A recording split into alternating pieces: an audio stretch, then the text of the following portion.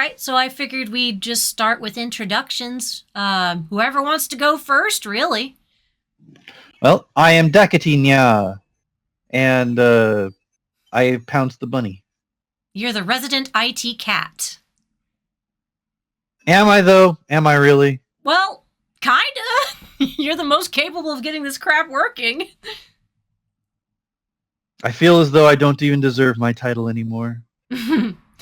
So modest. Modest is a word for it. All right, I guess I'll go next. I am the Arthurian Bunby. Well, technically, I guess I'm a jackalope. I finally awakened to my jackalope form after I did the Sir Gawain and the Green Knight review. Had an esoteric experience and had to realize who I really am. I mamify and summarize Arthurian legends on the YouTube. Big fan of mythology, like symbolism, like memes. I like chaos. That's about it for me. All right, and I'm the guest today, Peter Corless. I used to run Green Knight Publishing, which was the book and game company all about King Arthur and the Knights of the Round Table. A long-time Arthurian fan ever since I read T.H. White long ago, and have done things like wrote a screenplay about Morgan Le Fay, and just all-around Arthurian nutbag. So, but in this case, though, I'm going to have to admit that there are probably people out there that are far more steeped in the legends and lore of the wedding of Sir Gawain and Dame Ragnell. It is a favorite of a lot of people, but I'm actually coming to this with kind of fresh eyes. Yeah, we're going to do a summary of it today, and you're going to be our summarizer. You are the star today, Peter. All right. Well, too long didn't read for people who can't go through the 6,000 words or so. This is the basics of it. King Arthur one day is hunting in the forest, and he comes across a knight that says, "You have screwed me over. I'm going to kill you now that I caught you without any armor and all by your lonesome." King Arthur says, "No, please don't. That would be bad form." And the guy says, "Okay, well then you have to come back here and answer to me at a later date. What is it that women want most in the world?" And Arthur says, "Okay." And the guy says, "But don't bring anybody back with you. That's, or I'll know about it and I'll get you before you get here, even with your ambush." And so King Arthur goes back and he's all very sad. And so he talks to his nephew, and the nephew's like, "What's making you so mopey?" And so he spills the beans about what's going on. Gawain says, "I'll make you a deal. You go this way, I'll go that way. We'll find out what women want most in the world, and we'll have the answer."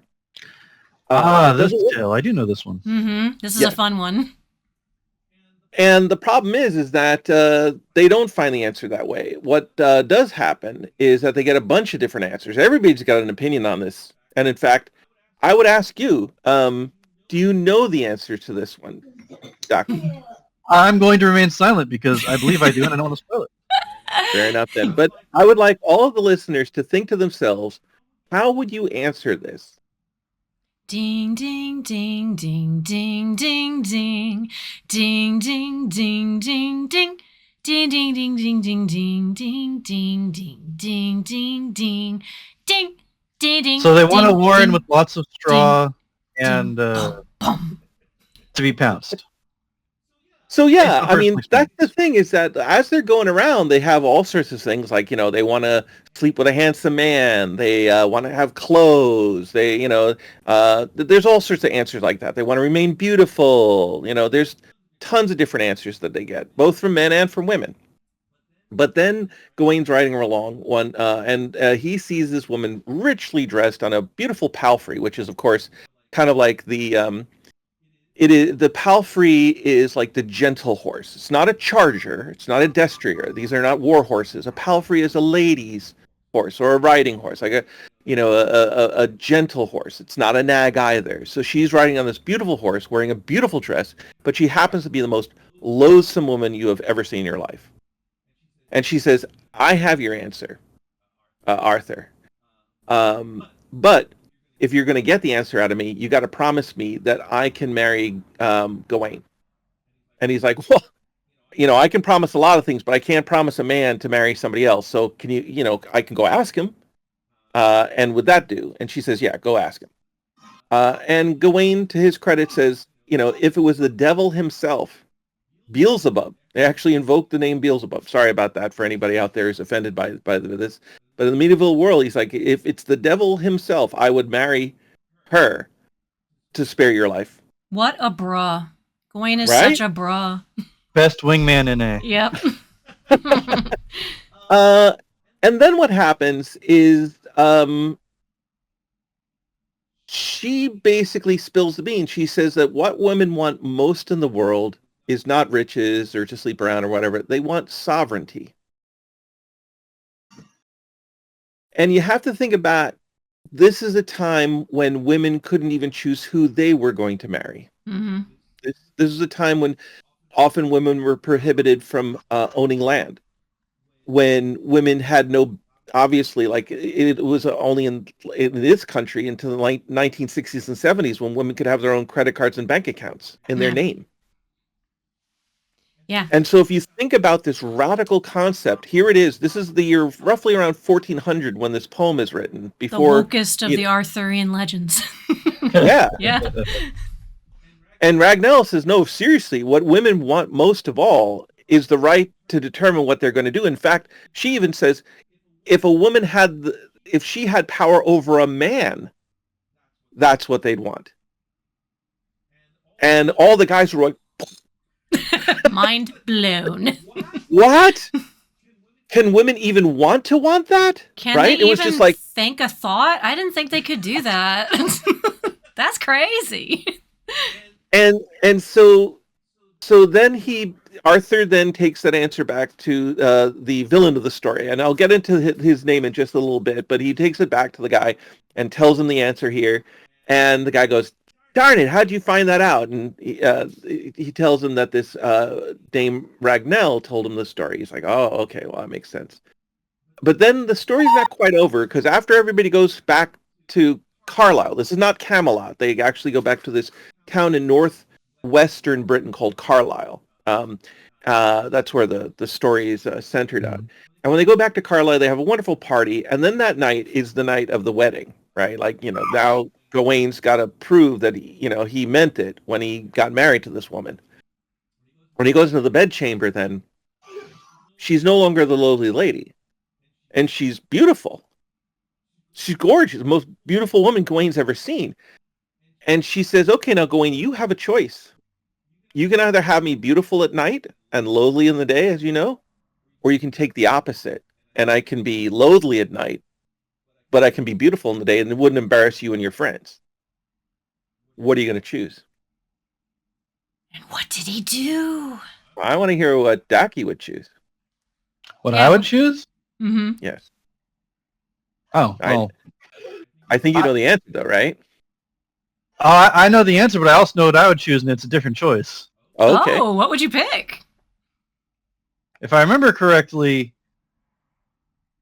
Well, don't spoil it. We're asking what you would choose. Oh. Okay, what I would choose? Yeah. Well, I mean, that's spoiling it, because whatever I choose is the opposite. No, I know you. You always think outside the box. You would pick something nobody would think of. Oh, well, if I remember correctly, he chooses to have... No, I said don't spoil it! All right, you know what? I'm just going to not answer then, because like I said... Fair enough. No, that's cool. I don't mean to put you on the spot either. But yeah, I mean, okay, so the listeners can be thinking about this. Like, what here's this dilemma that you have. But Gawain actually paid attention to the story that he was told. Like, what do women want most of all, right? Mm-hmm. And he thinks about this whole, wait a second. And he goes, honey, what would you like to do? And she goes, well, if I have the choice, I will be beautiful all the time. Nice symbolic tale there. You AKA treat someone cheating. like a person, and they're beautiful all the time. See, I would have gone with, I'll take you lows in front of the other guys, because I want to keep you to myself. I don't want them lusting after my wife. You could be a hideous chud in the date. Well, when they say losum, they don't even just mean physically. They mean in behavior, too. I know. Yeah. But Yeah. I get what you're going for. Yeah. So that's basically the plot. Okay, and that's in a nutshell. If you want to, thank you for listening. You can have a great day, right? But if you want to hear more about this, we can get into some of the structure and the detail of how this poem was put together, because I think that's also really fascinating. Yeah, 'cause and admittedly, I only remember a variant of this story from the Canterbury Tales myself. That is correct. So now remember, the Canterbury Tales are told in the late 14th century, so around like 1387 to around 1400. So yes, there is a version of the story that appears in Chaucer, one that opera with the shower so the doctor marches person to the road, right? So that's Middle English, right? Mhm. Not Old English. It's not Beowulf, right? But it's not early modern English like we think with Shakespeare, right? Yeah. It's this in-between thing. And so from what we understand of the text, because we don't know the author of Sir Gawain and Dame Ragnell, some people believe it could actually be Sir Thomas Malory, the person who gives us Le Morte d'Arthur. But we don't know for sure, right? And this is also different from Le Morte d'Arthur because that's prose, right? That's just all a story. Mhm. But this is actually a poem. And so I think it's kind of interesting. I love poetry myself, and I just want to go through the structure of it. So like I said, it's roughly Apologies. 6,000 words. tiny okay. person screaming in the background. It's roughly 6,000 words, but we actually have lost a page. The whole page having to do with the banquet Oh, is just missing from the text. Oh. wonder what happened. Right? Do they have any idea what happened to it? It was a banquet. Somebody must have eaten it. Yeah. I'm sure that it had like a secret of the universe, like, the national treasure, and somebody ripped it out and is now like searching for like, King Arthur's Camelot or something like that. Hardcore But no, retcon. yeah, exactly. We're just missing that. Mm. But what we do have is a roughly around, again, 6,000 words, 850 lines or so. And the scheme is in stanzas of 6 lines. And so it goes A, like the first line, the second line rhyme, then B. Then the fourth and fifth lines are CC, and then it rhymes again with that third line. So it goes AAB, CCB, Mm-hmm. right? And also I think that it is important to hear the language that, and if you guys are okay, I'm just going to read just the first stanza. This is how it opens. Okay. Heck yeah, sounds good to me. Lieth and listeneth, the life of a lord riche. The while that he lived was none himmlische, neither in Bowra, ne in Halla. In the time of Arthura this adventure betid, and of the great adventure that he himself did, at King Courteous and Royal. It sounds like English, but it's a little bit different. It right? sounds like the Swedish chef doing English, kind of. Yeah. Well, remember at this time, yes, I mean, so the Danish and Norwegian portion of the old Danelaw was the northern part of Britain, right? And so there was a little bit of that sing-songy nature if you were north of the River Humber, roughly, right? There was the old Anglo-Saxon, and that's pure like old Anglo-Saxon, right? And that would be the language of Beowulf. Well, the fact that this is done in his poem kind of hints to its etymology a bit as well, no? Yes, and so the French influence on English only occurs after 1066. So this is this midway part where French and Frankish roots are starting to make its way into the English, right? And the Frenchified pronunciation, the continental style, really hasn't permeated. And of course, medieval French is not what we think of as modern French either. There are differences there. There's linguistic drift. There's a lot of pronunciation differences. But I want to go through some of these words here because they're really interesting. So it begins with the word lithe, L-I-T-H-E, which seems like the modern English word lithe, right? Yeah. Right. So why does it begin with lithe and listeneth? What's with that? Well, what it's implying with lithe is to bend, right? Like somebody who's lithe could bend easily. So what it's asking you to do is to bend an ear. Oh, Lithe and listeneth. I can do that. Right? And so this is kind of like, bend an ear and listen to my story. Just like you'd want to do. This is a day when bards would just like get up on a table or stand in front of the court, right? And everybody, you'd want them to pipe down. And so this is the kind of like those introductory words to say, hey, I'm about to entertain y'all. And part of the reason the language is so musical is because they probably were telling it in a bardic way, like they were singing it. Yes. Yeah, that's cool. Medieval TVs were bossy. Yeah, but fun. So then we have the second line. The while that he lived was none him liche. And it's spelled L-I-C-H-E. Like a lich? Like a D&D lich? What does that mean? Right? So that while that he lived was none him liche.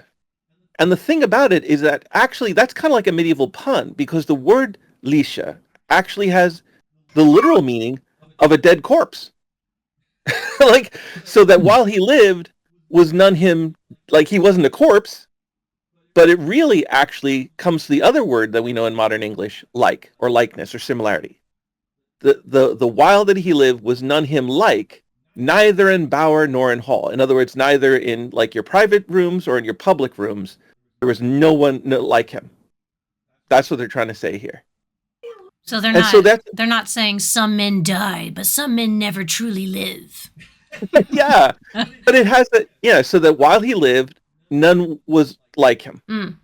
Neither in bower nor in hall. But again, it's this play on while he lived, he wasn't a corpse also, right? So there's actually a lot of that kind of stuff. Like in Tristan, there's this one part where they're saying a mare. And are they saying a mare was like in medieval French, it could be in the sea, or it could mean seasickness. So like, was Tristan like, was it love? Right, so when Tristan drinks the love potion, he felt seasick and in love while he was at sea. You know, so you actually, the more you know about this stuff, the more you can read on multiple levels, and I just love that with the word Lisha here. Okay. Mm-hmm. Clever with the wordplay.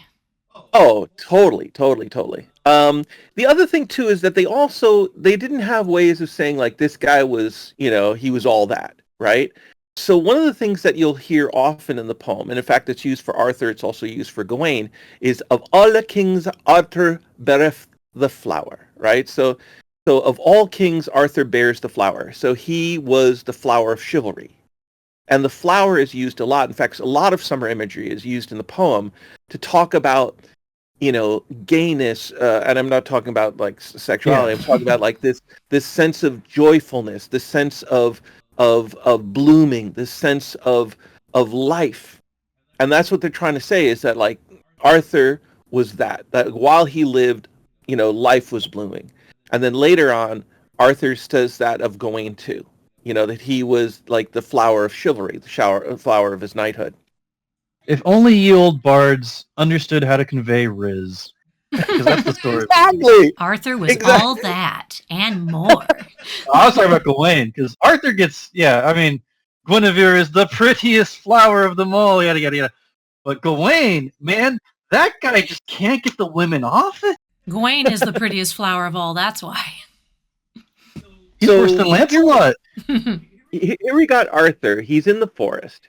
And what happens is that and like all of his knights are around him. But for Arthur, they set him up in this kind of little hunting blind that they call a trestle tree. And at the time, trestle tables were also popular. So imagine like your old, how like they have those X-shaped like sort of dinner trays that you'd have for TV dinners, right? And you set them up in front of your chair. That's basically what they had, was a little trestle tree, a little X-shaped thing with a little bit of canopy over it that Arthur was hiding in with his bow and arrow when he was hunting for deer. So when you see the trestle tree in the text, that's what they're talking about there. Wasn't he hunting a hart in some of the versions too, like kind of a fairy deer? And it kind of... A hart just meant a male deer. Well, if I remember right, he found like a white hart. And sometimes, especially if they have pink tips on their ears, it's a symbol of a fairy creature. That's correct. Yeah. So there is an adventure of the white hart. But in this one, it's just talking about a hart, which would be a male red deer. Okay? But of course... if you believe in the symbology of things, like what does a deer represent? He wasn't hunting a boar, right? He wasn't hunting other kinds of things. So what does a deer represent? Obviously, we think about that as like the femininity, No, deer, the deer, the like the buck deer. He represents, if anything, masculinity. He's in charge of the herd, right? He's got a harem of does behind him, right? And if this is a summer story and you see the buck out there, like this is a story of virility. This is a story of manlyhood. So I was just going to say, does that mean that Keva getting the horns in the Gawain and the Green Knight story is her becoming the more masculine in the relationship? No. If you want. Yes, I'm the buck now, my little Now that doe. you have confidence, now it's your turn to take over. Your turn No, to I was getting Jungian. That's me integrating my shadow. Just some shadow work, don't worry about it. Anyway, we're getting distracted. Back on track. Sorry, Okay. Peter. I'm going to get into a little bit of how the poet here talks. Yeah, So please. he says, King Arthur went a while. After the dare, I trow half a mile. Now, listen to that. After the dare, I trow half a mile. So he's starting to make estimations. Like, is it half a mile? Later on in the text, he says, I don't know how long this was, maybe 5 or 6 days. Like, the poet is kind of like telling this to you conversationally. And it's like, he doesn't even know all the facts, right? So I think it was about a half a mile that this guy went.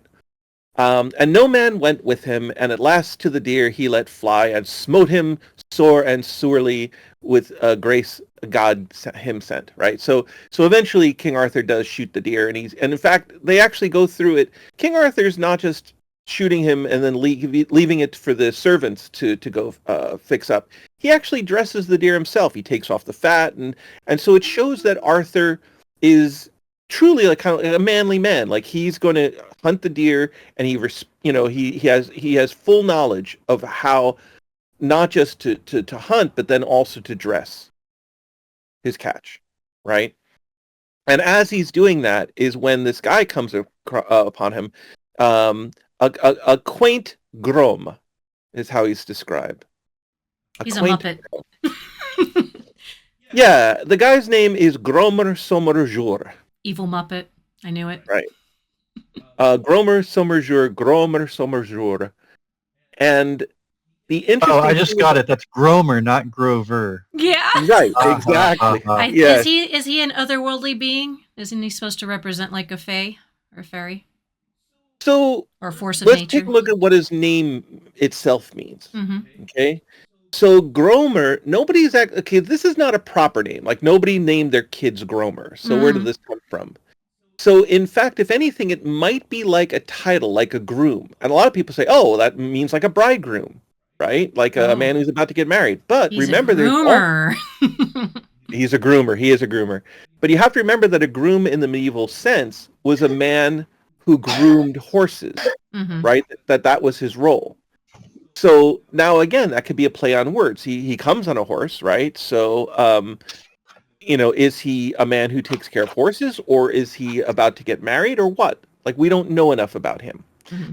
But that's the first part of his name. The next part of his name is Sommerjour. And here we have some better etymological clues. We believe that literally just means summer day.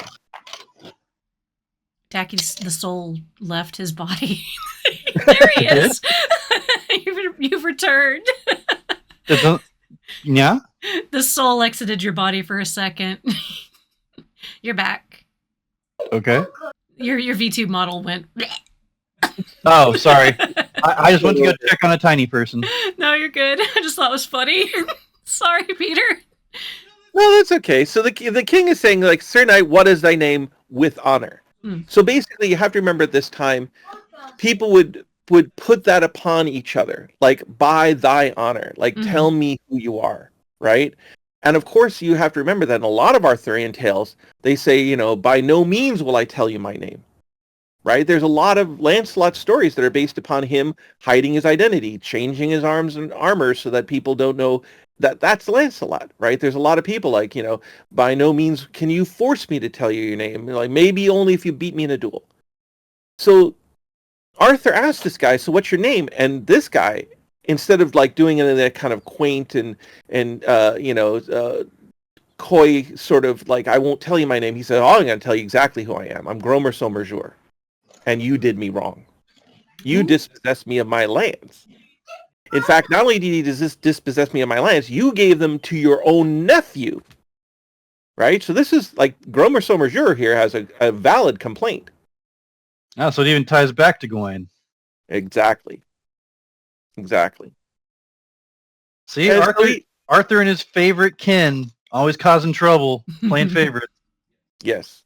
Now, of course, the other thing that kind of ties into this is that remember that it was Gawain's own father, King Lot, who had rebelled against Arthur, right? And so Gawain is no longer like the inheritor of Lot's lands of Lothian, right? So we don't know exactly what happened there, but we know that Gawain does not become the next king of Lothian, right? Mm-hmm. So it could be, we have to guess here, that, his father rebelled. All of those lands of Lothian thereby are, according to the old crime of treason, if somebody in your family rebelled in the old days, all of that land would go to the king. And this is why in our modern U.S. Constitution, we actually have a thing called corruption of blood, right? That we do not allow the corruption of blood. And what that had meant back in these days was that if your father was a traitor, you're a traitor.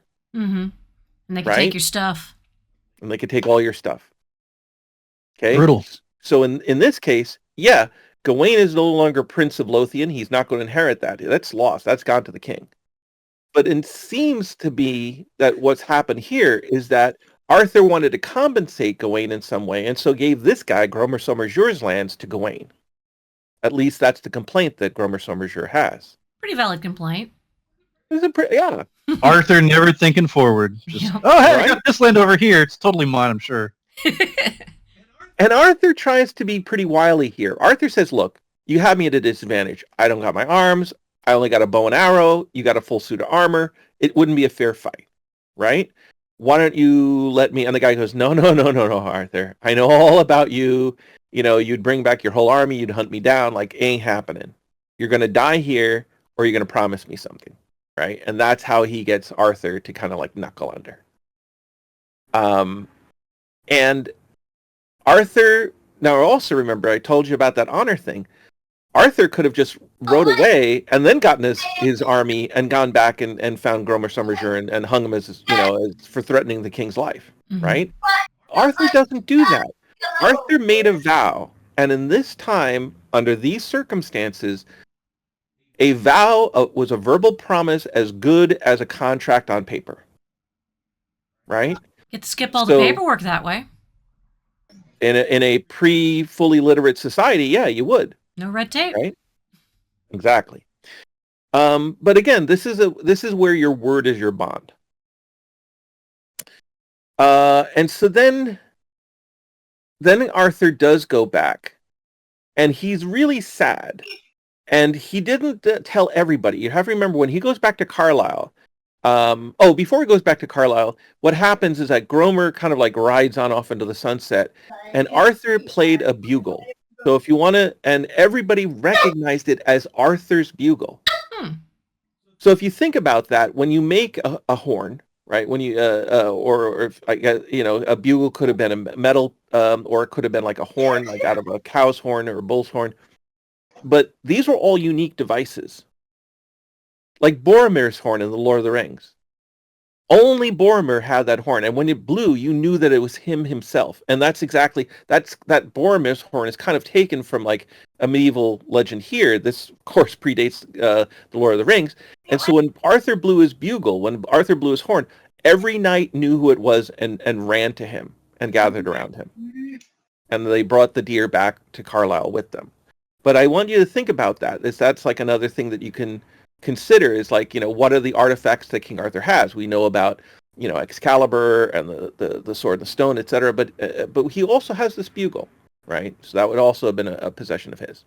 I know there's some ancient Celtic weapons and items that are supposedly hidden all over the place. I'm going to guess that ties in with old pagan mythology or Celtic mythology. I think that it's the concept of music in general. Like, when people played drums, right? It wasn't just the fact that they made noise. that they could scare people, right? Like drums in battle, or like, again, you have the Scottish bagpipes to this day, right? They would be played before battle. You know, that music itself had magic in it. And in fact, if you think about the word enchantment came from the word to sing, that singing was magic. And in fact, that's what an enchanter was supposed to be, was somebody who would sing, and what they sang would change the world, right? So again, the same thing could be seen, the symbolism of a bugle, right? But that's, again, a sound of alarm, or when a bugle was sounded, it meant the hunt was over, and go gather around where the prey had fallen. Okay, so let's see. So when they get back to Carlisle, but of his heaviness knew no man, his heart was wonder heavy. And so again, the heart here is kind of a play on words. Like, it's not just that the deer is heavy, but Arthur's own heart literally is heavy. Right? Yeah. And so Gawain kind of takes him to the side. He's like, "Are you okay? Like, you don't seem yourself." And that's when Arthur kind of confides in him as to what's going on. Now, it has to be said, though, that Sir Gromer Somerjour actually had made King Arthur swear not to tell anybody about this. That crafty muppet. Man, if Arthur had a dime for every time some kind of fey-esque creature made a pact with him. Yes. But here, Arthur kind of says, well, you're my nephew, so it's like telling myself. Like, I'm not telling anybody because, I trust you with everything, right? And later, Gromer Somerjour never, like, calls him back on this. Like, he never says, like, you cheated, like, you got Gawain in on this, too. So it's a little bit of a cheat that Arthur does here on his pledge, right? Well, I guess he never said he couldn't, get someone in as long as he didn't tell him exactly what's up. Right. It's good to be the king. Mm-hmm. The other interesting thing here is that when Gawain promises to, like, split with Arthur, and, like, you ride one way, I ride the other, they actually took a book with them each. So even though we can tend to consider, like, the medieval people, like, illiterate, in this case, this poet says that both Arthur and Gawain are literate because they can write down the answers that they're hearing from the people that they pass. So, on your Pendragon character sheet, he actually has, like, a read greater than 0, right? He's got a read skill here. Putting his own squires and scribes out of business. Yes. The king rode on one way, and Gawain the other, and ever inquired of man and woman and other. So, by the way, let me repeat that. And men, women, ever inquired, and other. And other. Mm-hmm. So even the author of Sir Gawain and Dame Ragnell had knowledge that there was more than 2 genders, of what women desired most to dare. Some said they loved to be well arrayed. Some said they loved to be fair praised, right? So praised, right? Some said that they loved a lusty man, that in their arms can clip means to, like, hold them and kiss them then. Some said one, some said another, and so had Gawain getting many an answer, so that Gawain getting what he may and come again by a certain day. So basically, he went around, got all these different answers, and came on back. If I remember right, they were allowed to give multiple answers, right? Like he could come with a list and be like, "Let's just go down the list here." He could try as many times as he wanted, right? Correct. Yeah. Correct. Exactly right. Gromer Somerjour was going to say, "Bring all of it. I don't care. You're never gonna get this. You're never gonna get it." Right? Mm-hmm. Because, by the way, in all the people that they asked, nobody said sovereignty. Mm-hmm. Nobody would back then. How could a woman even want something? That's insane. It's not even possible in fantasy or science fiction back then. Not even that, but, like, in the times that you're living in, like, it can be hard to think so far outside the box of what you even could expect to have. Like, it wasn't even a concept for women to think that they could have sovereignty, so they couldn't think of it. Yeah. Crazy talk. Yeah, exactly. Now, the other thing I want to mention is, again, this is written prior to, like, by the time of Mallory's Le Morte d'Arthur, which is around 1485. This is roughly 1450 or so. This is a little bit before Caxton's first press, right? The first, like, movable type, kind of like Gutenberg type press, right? This is before that. And so before the Caxton Press here, of course, nobody standardized on spelling of a lot of things. But one of the things that drifts the most in this poem is even the name Arthur. You can find it spelled Artur, A-R-T-U-R-E, or Arthur, A-R-T-H-U-R-E, or Arthur, which is A-R-T-H-O-U-R, or Arthur, A-R-T-H-O-U-R-E. There's at least 4 different spellings. The only thing that they did get a consistent spelling on was Gawain, which was spelled not as we imagine today, but spelled G-A-W-E-N. Gawain. Gawain, right? I also want to bring up another thing. You talked about like the magicalness of this. There is a little bit of magicalness in the setting. The wilds that are beyond Carlisle. This is in Cumbria, right? Northern Britain. Mm-hmm. The setting in the forest is Inglewood, which is basically the equivalent of like Angel's Wood, right? But this is kind of like a holy place, like a holy, maybe fairy, maybe otherworldly. Mm-hmm. So it has a little bit of a sense in that, in the name of the forest. Maybe test from God. Maybe it is a test from God, exactly. And there, this time that Arthur is riding through is that when he sees King Arthur merveiled sickerly. Sickerly means truthfully. Sikerly, I should say. He merveiled sickerly, certainly. And let me describe her here as the text has her. Her face was red, her nose snotted withal, her mouth wide, her teeth yellow over all, with blared even greater, with blared iron greater than a ball. The eyes bigger than a ball. Her mouth was not to lack. Her teeth hung over her lips. A lute she bare upon her back. Right? Ah, so she's a hottie and a musician. Exactly. Yes.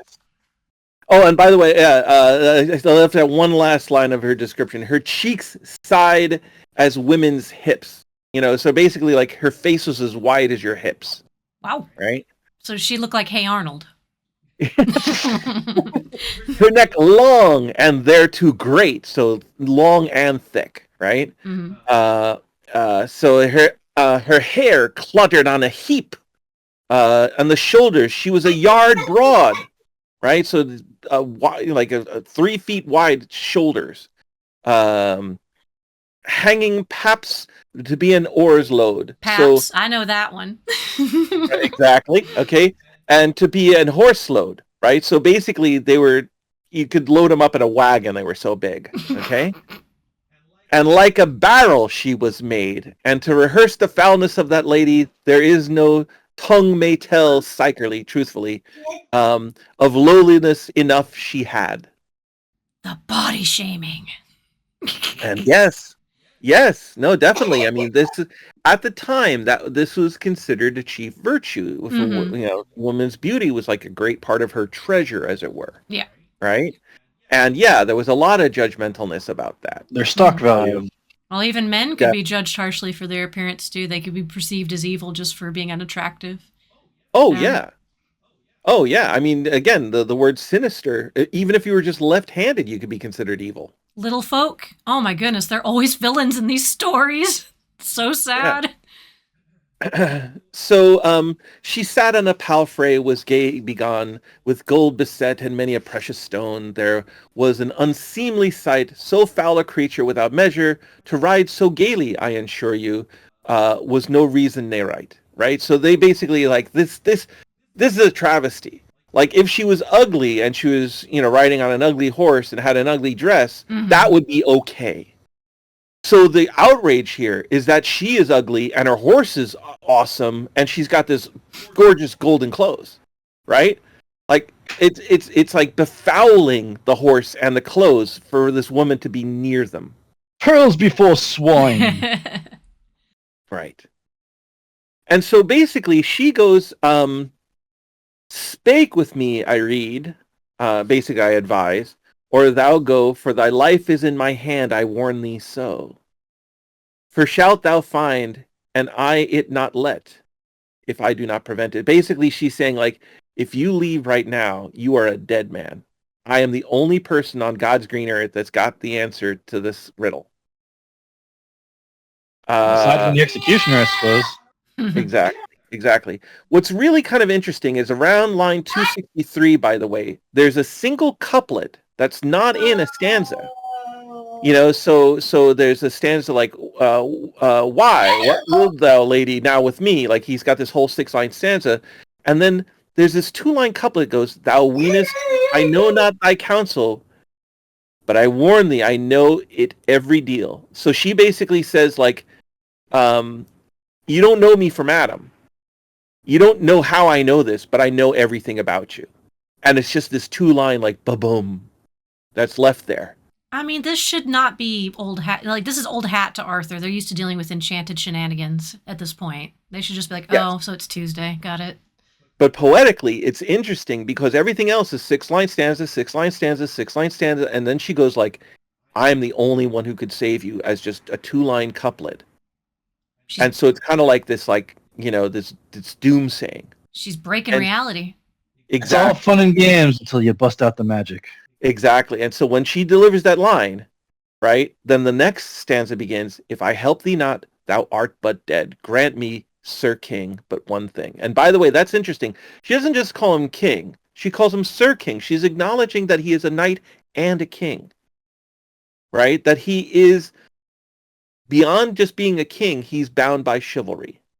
And in fact, I'm pretty sure there was a lot of medieval kings that were never really knighted. They just inherited the throne, but they weren't going to pick up a sword. But she knows that King Arthur's a different sort of king, that he is a Sir King. He is a knight first and foremost, and a king. Double accolades. Exactly. Grant me, Sir King, but one thing, and for thy life I make warranting, or else thou shalt lose thy head. Right? So then that's basically where she gives this deal, like, get me married to Gawain, I'll give you the answer, and Bob's your uncle, right? And she basically says, and you I'm not going to let you delay. You can't say, oh, go think about it. Like, answer me here and now. Are we going to make this deal or not? And that's when Arthur says, like, if you do honor me as a knight, know that I can't give Gawain's hand away. That's his and his alone. But I will gladly present this to him as as the deal. I think there was a version I heard where she said, you have to give me whatever I want. She doesn't actually specify like what it is she wants. And Arthur's just like, okie dokie. Right. But here, in this version, she says it outright. Yes. Hey, you know what? Just get it out of the way and be like, I want Gawain. Give me the Gawain. Yes. And if mine's answers save thy life, she says, grant me to be Gawain's wife. Mm. If what I say saves you, you got to get me married to Gawain. So she doesn't just ask for anything. And in fact, what you're saying is actually the more common boon that's usually asked in the Arthurian legends is that, you ask, the king basically grants you a king's favor, and it's upon your honor to ask something appropriate. But you can ask for anything. And so, for instance, like Sir Gawain and the Green Knight, he says, like, well, what do you want? And it's like, I want your head. So, so oftentimes Arthur will come back with like, well, ask something more appropriate for your station. Ask something more appropriate for this instance. I can't do that. That would violate my honor. But in this case, she knows exactly what she wants. She says, I want Gawain for my husband. And that's when Arthur says, I can promise a lot of things, but I can't make pledges on behalf of others. At least on behalf of men. Maybe a lady. Yeah. Let's see. And so Arthur, by the way, he's kind of like, he tells her to her face, like, alas, now woe is me that I should cause Gawain to wed thee, for you're ugly. If you were hot, it would be different, but we gotta work with what we got here. So foul a lady as ye are now one, saw I never in my life on ground gone, I not what to say. Like, he's like, you're, and think about that. Like, there's no polity here. There's like, he's not doing any sort of courtesy about like hiding. It's like, well, Well, I mean, she's being rude by being like ugly, so. Yes. And she goes, no force, Sir King, though I be foul, choice for a make hath an owl. Um, thou gettest of me no more when thou comest again to thine answer. Right in this place I shall meet thee here, or else I wot thou art lore. Right? So basically, you're lost. Thou art lore, thou art lost. So basically, she says, like, you can call me names all you want. You can call me foul. Mm-hmm. It's true. I know that. You know that. You're right. But that's what I'm asking for. Sticks and stones, but I want Gawain's bone. Exactly. And so he basically leaves her pretty politely, goes, Dame Ragnell. He knows her name as well. Like, again, there's none of this playing around with identities or anything. Dame Ragnell, now have a good day. Sir King, Godspeed thee on thy way. He goes back, right? And then they make this deal here. And then, he lays out the deal, and Gawain says, is this all? I shall wed her, and wed her again, though she were a fiend, though she were as foul as Beelzebub. Her shall I wed by the rood, and rood is the Anglo-Saxon word for the Holy Cross. Her shall I wed by the rood, or else I were not your friend. Man. Because what Gawain is thinking is like, you're my uncle, you're my king, you will die unless I do this for you. Of course I would. Yeah, but right? Nowadays you ain't gonna find a friend or a relative like that. What a salve.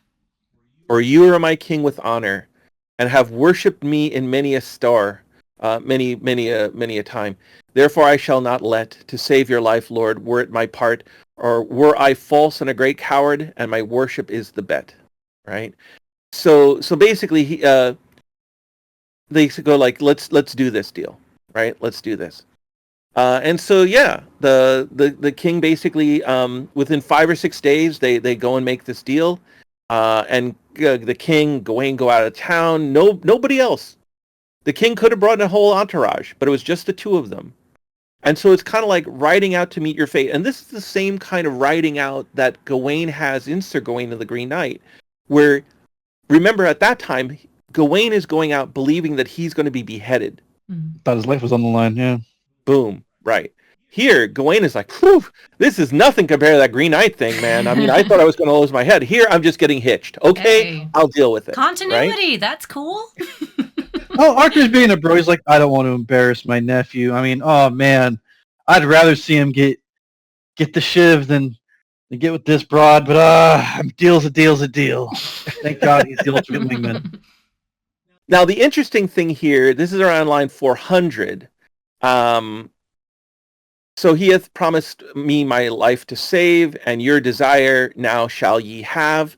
But King Arthur makes sure that it's both in bower and in bed. The bower was where the woman's chambers were, so that Gawain would be her husband in her bower, in her room, and in bed. This wasn't just one of these like marriages of alliance where they wouldn't necessarily need to sleep with each other. Like, Arthur is promising he will be your husband in full. He will sleep with you. He will put out. Exactly.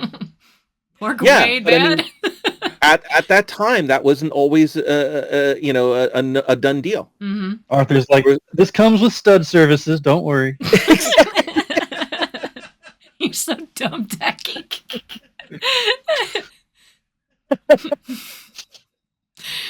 All right, and so as soon as they make the deal, Sir, quod Dame Ragnell, now shalt thou know what women desire most of high and low. From this I will not vary. Some men saying we desire to be fair. Also we desire to have repair. Repair means to sleep with someone, right? Of diverse strange men. Also we love to have lust in bed, and often we desire to wed, and thus ye men not ken, right? That means you men don't really know, right?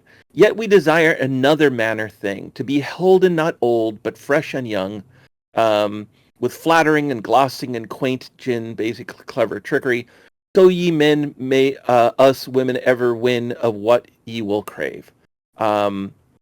But basically she lays this out. But there's one thing that is all our fantasy. And now ye shall know, we desire of men above all manner thing to have the sovereignty without leasing of all, both high and low. And then he's just That's sitting there what we like, what? For where we have sovereignty, all is ours, though a night be never so fierce, and ever the mastery win. So basically, like, men desire like to win glory and stuff like that. We just want to have our own presence, our own capacity to say what we want, sovereignty, to be able to make our own choices. Okay, the glazing I get, but now you're just going crazy with this. Girls So- just want to have fun. Yeah, and this is at line 440. So we already have this answer halfway through it. But what's going to play out here then is King Arthur's going to go to Sir Gromer. Abide, Sir Gromer, said King Arthur. I have one answer, shall make all sure. And Gromer says, so show me. And he actually pulls out both books that he and Gawain had put these whole books together. And then Gromer's like, I'm positive you don't got it in those books. There's nothing you could have written down that would have this. And Arthur says, okay, it's women desire sovereignty. And like Gromer's like, how did you know? And so Arthur says, oh yeah, there's this woman who told me. And he goes, oh, I know her. And she's actually related to me. And then it turns out that we kind of find out, like, well, how did she turn out to be this way? Like, she was cursed. Later on, we'll find it was actually her stepmother that cursed her. And she was cursed with black magic, which is called nigromancy, like the word blackness. Nigromancy is the word used. So it's not necromancy. She wasn't cursed by the dead or anything. That was nigromancy, black magic by her evil stepmother, basically. And that's what split her into the loathly in the day and the lovely at night. A blessing and a curse, as we'll soon find out. Yes, exactly. Yeah, so that's basically the basics of it. I mean, if you guys want to go through, I'll read more stanzas until the cows come home. But I don't want to spoil it for those listeners who want to read it themselves, right? That's up This to you. holiness is the best watchdog. You need not fear. Dang, how did the rest of that go? It's up to you. I'm here for it if you want to go through it. And honestly, if folk are like, oh no spoilers, I think, it's been several hundred years. If they ain't read it by now, they may not be getting to it anytime soon. Hashtag get on this level. Yeah. There are a couple of things that did happen. Like once this has been solved and Arthur's coming back from facing off of Gromer Somerjeur, they ask her, can we just have like a little private ceremony? Can we can we get married in like a little chapel, just the two of you? Can we get married in a booth where no one will ever see us?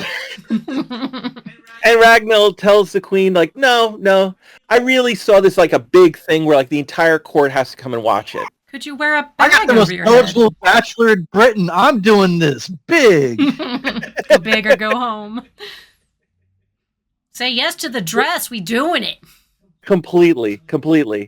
And so she made ready to the church the fair, and all the states were there, right? So basically all of the men of state, all of the barons, all of the nobles were there, without leasing. And she, by the way, she didn't stint. Like you say yes to the dress.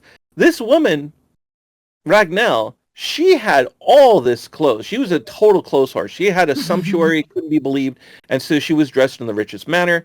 And in fact, there was a kind of another woman in the court that was mentioned. One of the few women mentioned in Arthurian legends. Her name is Dame Gaynor.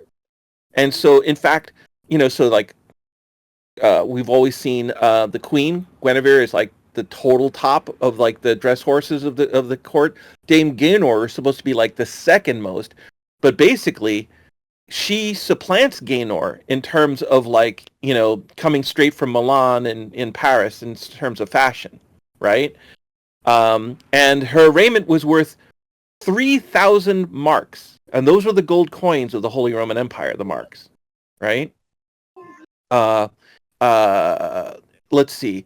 Of good red nobles, stiff and stark, so richly she was begone. For all her raiment, she bare the bell of foulness that ever I heard tell. So foul a sow saw never man. So basically, she was as ugly as a pig, right? Hey, pigs are cute. Come on now. Peppa Pig has changed a lot of people's opinions, I'd have to say, Yeah, right? they're very clean animals. I'm fond of Glenn playing Tiggy. Yes. But one of the things is that at the banquet dinner, then she ate 3 capons and also curlews 3, right? So a curlew is a kind of a bird, right? So she ate 3 capons, 3 curlews, a great baked meat she ate up. Like this woman was stuffing her face, and everybody had like great marvel at how much she could just put in that gigantic maw of her head. Throwing it right? back, healthy appetite. That's not a bad thing. She's enjoying life, guys. Come on. Yeah. So basically, that was the around line 625 is where we get that break, and a whole leaf is missing from the manuscript.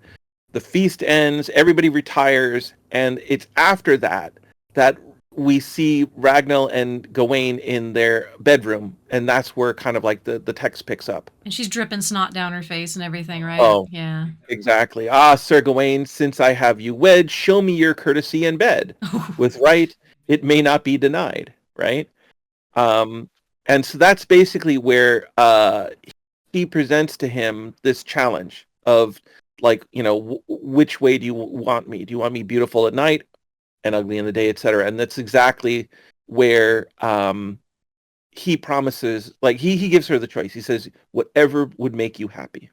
That's a much nicer version than one I heard where he had to kiss her while she was still dripping snot down her face. I was like, oh yeah, dude. No. Yeah. And then she turned beautiful.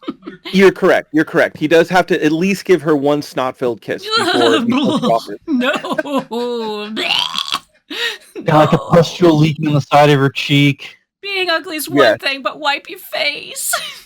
In fact, I'll read this. This is line 649 onwards. Okay. Ah, lady, ye are fair in my sight, and today ye were the foulest white. Oh, I'm sorry, you're right. No, she has already turned beautiful at this point. That ever I saw my... Yes, so she's already turned beautiful, and then she offers him this choice. You're correct. There is another version that has her kiss her while ugly. But no, she had turned beautiful once they were in private. Much nicer version. Yes. So basically, though, he gives her the choice, right? He says, what do you want to hear? And then that's when she chooses, I'll be beautiful all the time. Yeah. And this is when we get the backstory of her my stepdame, by the way. So her stepdame, meant that she was probably like knighted, right? Because she wasn't just a stepmother, she was a stepdame. So some form of low nobility, not necessarily a like a baroness or something like that, but her mother had some station upon her, which might explain like why she has her all that wealth. Yeah, exactly. And we don't get a whole lot beyond this, but what we do have then is at the end of the tale, as Gawain is thanking God and Mary and all the rest, and we find out some story after this wedding night that Gawain was as happy as could be. She was as well. But they never lived more than 5 years together before she passes. Like, what'd she pass of, did they say? They just left it vague. She passes of the hottest bachelor needs to get back on the market. Yep. Gotta keep them open for the fans. Yeah. So yeah, we don't know precisely what became of her. Maybe she could have disappeared back into fairy if she was otherworldly, right? Because that often happens in fairy tales, right? Maybe she did die of some illness or in childbirth. We don't know, right? But basically, though, Gawain never forgets her, and he always has like a bit of sadness after this because this was truly the happiest time of his life here after this. Then. His forever waifu. Exactly. There you go. Yeah, this is definitely one of my favorite Arthurian tales. Yes. And I think then, like, Ingleswood only appears in this story. I've never seen that appear like in Mallory or in any of the others. But you wonder, like, okay, so we know where Carlisle is on the modern map. I've been there myself. It's a beautiful town, Oh, neat. right? Yeah. It was a royal town. It stayed like loyalist even during like the English Civil War and things like that. It was always connected to the kings. Some people would have called it like the Northern Camelot, as it were, right? Because some people would put that down near Caerleon in Wales or other places. Winchester is where it's commonly settled. But this northern Carlisle area, it's a different kind of Britain. And if anybody ever gets there, it's gorgeous countryside. It's at the one end of Hadrian's Wall, by the way, right? So, but where is this Inglewood? And what else could have happened in this forest? And whatever became of Gromer Somerjour, right? And what was his story? And how is he all related to this? I think that there's more here if people want to write their own adventures using these characters or using this place. Well, sometimes in the stories, once they serve their purpose narratively, they're gone, they fade away. Whoa. You don't know what happens to them. Just And like that's it Merlin for and Geoffrey of Monmouth. He's like, he's there, he Yeah. does his thing, and he bounces. He's done. Like a summer's day, Yep. come and gone, right? He comes back to troll a few times. No, he's done once he hooks up Igraine and Uther. There, I could think. Oh, he doesn't do the stones? That's before. But anyway, we're getting off track. Yeah, he's done once he's done. He's out of the story. Yeah, I mean, well, we do know the end of Merlin, though, right? We know that he's shut in the cave, the crystal cave by Nimue, right? It's his final trick. Oh, is that in Lamort? Yeah, Yes, I was talking about yes. Joffrey, where he's like, I'm done using this character, yeah. bye. Oh, no, you're correct. Yeah, Yeah. Joffrey just has a lot of like a passing sort of like drive-by shooting sort of narrative. That's a good right? description. That's a lot of his story. Look, it was from an ancient, mysterious Welsh manuscript, guys. It was for realsies. He was just translating it to Latin. It's all real. It's history. Exactly. Him And and in Joseph fact, Smith. you also get drive-by narrative in Mallory, where he makes allusion to a story that readers should know, or he'll gloss a story that is in fact full chapters of the Vulgate, but he like renders it as like a single paragraph or a passing mention. Like a leaflet. So yeah, and I think that that's the biggest thing here is that like if Gromer Somerjour appeared in any other narrative, we don't know about it, right? But we do know Gawain, of course, from the earlier Green Knight story. So he was already a known entity. And the one thing I want to make people think about is that just like we have reboots in the Marvel Cinematic Universe, Yep.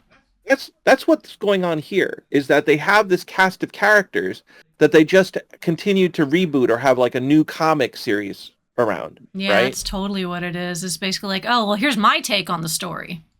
New Yes. authors new authors every time. Exactly. So Gawain was a known character. Arthur was a known character. But this was like a new comic book. Like this was like, oh, there's this lovely lady on the cover. You gotta buy the issue and take it home to see how he's going to resolve this. Right. In this chapter of Arthur Ball Z. No, we're doing the revamp now. Now's the Dragon Ball Super version.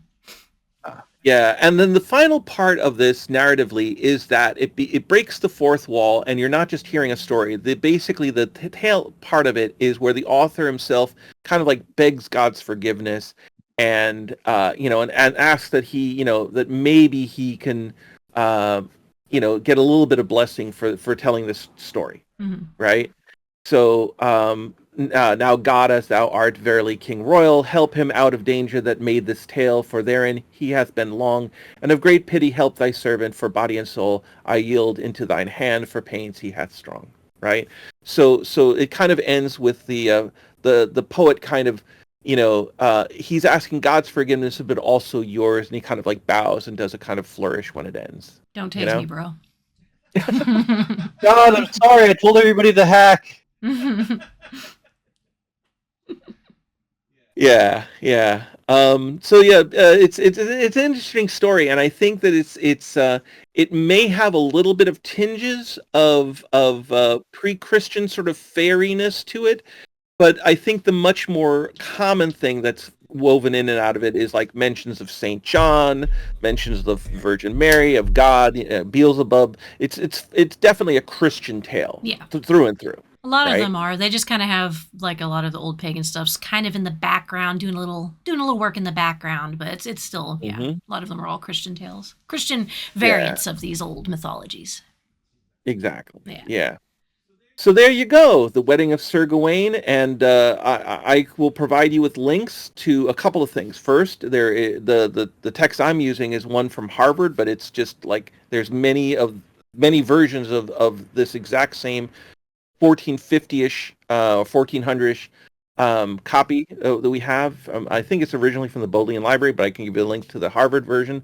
I will also give you a link to a glossary that you can have. It's more of a Chaucer's glossary, but a lot of the words that, like, if you need to read this and stop, say, like, what's this word? The Chaucerian glossary is a good one to have. And I think, it's something we need to give a guidebook to modern readers to get the way through this. Yeah, and big thank you for going through and not only giving us like a quick summary, but then giving us the context and explaining the poetry and stuff. That was awesome. Yeah. Thank you. And again, I think it's for anybody who's used to reading Shakespeare, this will be just one step. It's not quite as thick as Chaucer, but definitely it's like just a little bit beyond Shakespeare is the way I'll put it. I mean, admittedly, That's I the- can't read Shakespeare either, so not even going to pretend I can. I read A Midsummer Night's Dream, and I pretty much understood it. That one's more trolly, though. Kind of easy to I follow. remember this tale back when I was in the 6th grade. Mm-hmm. But Yeah. no, we'll put the links in the description, too, so that people have easy access to it. All right. Well, this is fun. Thanks a lot. Yeah, thanks for being here. Oh, funny story before we sign off. That background where Peter's at, that's actually our unit. He came. He's here hanging out. It ended up being a happy accident. So I was like, hey, Peter, would you like to do like a summary of Dame Ragnell? Like, I know you know that one pretty well and I can't read it. And he was like, sure. And so that I was was like, quite the drive. So how about thank 10 you. a.m. Saturday? And I guess I didn't clarify that we just do it over Discord. And then I heard a knock at the door and I was like, oh, good morning. Want some bacon and fairy eggs? Thank you for being a gracious host to me this morning. No, So, thank you for coming by. It ended up being more fun this way. definitely. Indeed. All right. We'll do another one another day. Heck yeah. All right. Well, thank you kindly, and I hope y'all enjoyed. Till next time. Bye, bee. Yeah. Big thank you to Peter for being with us today. Here are those links he mentioned, by the way. You can also find them in the description below. Shout out to the Patreon patrons who support these videos. Of the legendary Lagomorphs, Arthurian Drake and Moai Man. Of the Regal Rabbits, I Have a Name and Heather Raindrop. And finally, the $1 a month tier, the Bun Bees. Thanks for watching. Bye, bee.